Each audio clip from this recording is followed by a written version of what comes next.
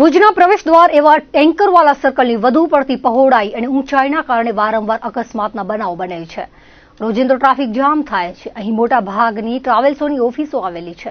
બસો પણ ઉપડે છે, પરંતુ સર્કલ એટલું મોટું છે કે બસને ટર્ન લેવા માટે જિલ્લા ઉદ્યોગ કેન્દ્ર કે જ્યુબિલી સુધી આવવું પડે છે.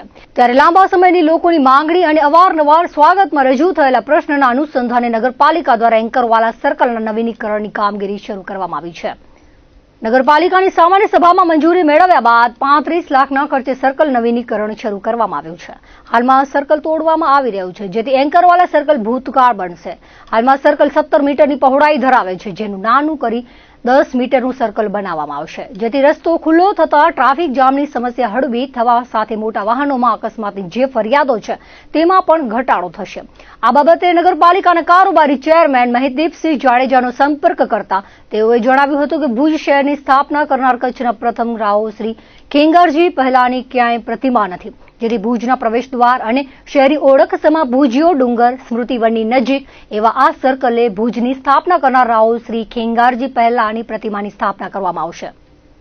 આ માટેની કામગીરી ચાલી રહી હોવાનું ઉમેર્યું હતું. તો ભુજના પ્રાંત અધિકારી અને નગરપાલિકાના incharge chief officer Anil Jadav સાથે વાતચીત કરતા તેમણે જણાવ્યું હતું કે અકસ્માત સહિતના કારણોસર મળેલી ફરિયાદ અન્વયે સર્કલ નાનું કરવાનો નિર્ણય લેવાયો છે.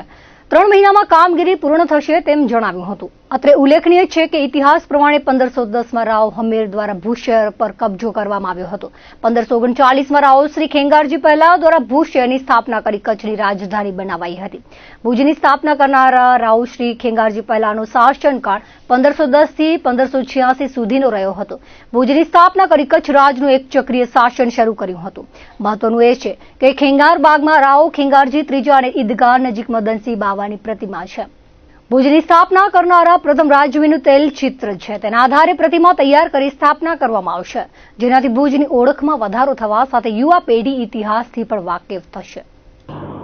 અત્યારે આપ સૌને ખબર છે, આરટીઓ સર્કલમાં ઘણીવાર સર્કલ મોટું હતું અને રસ્તા નાના થયા હતા. એના કારણે એક્સિડન્ટ વારંવાર થતા હતા. એને બ્લેક સ્પોટ પણ જાહેર કર્યો હતો. એટલે એના અનુસંધાને આપણે આરટીઓ સર્કલને નવેસરથી બનાવવા માટે એક એવી ડિઝાઇન કે જેનાથી રસ્તા પણ પહોળા રહી શકે અને આ પ્રકારના અકસ્માત નિવારી શકાય, એ માટે આપણે આરટીઓ સર્કલ નવેસરથી બનાવી રહ્યા છીએ. ટોટલ જે આ સર્કલ છે એનો વર્ક ઓર્ડર અપાઈ ગયો છે અને 3 મહિનામાં આ કામ પૂર્ણ થશે.